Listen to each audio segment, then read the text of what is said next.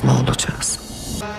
Boran'ı yaşatmayı başarsak da başaramasak da hiç eskisi gibi olmayacak.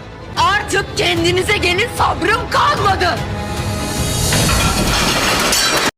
Dizinin yeni bölümünde neler olacak? Cihan, Zerrin'in karnındaki bebekle ilgili bütün gerçekleri sonunda öğreniyor. Artık hiçbir şey eskisi gibi olmayacak. Öncelikle Alya ve Cihan ayrılmasın, aşkları bitmesin diyenler kanalımıza abone olmayı unutmasın.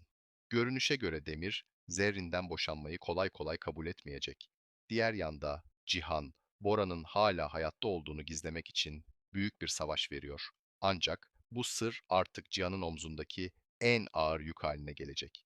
Gerçeği öğrenen Alya ise Cihan'a olan güveniyle sevgisi arasında sıkışıp kalacak. Bu ikilem, ikilinin ilişkisini derinden sarsacak gibi görünüyor. Daha fazlası için kanala abone olmayı unutmayın.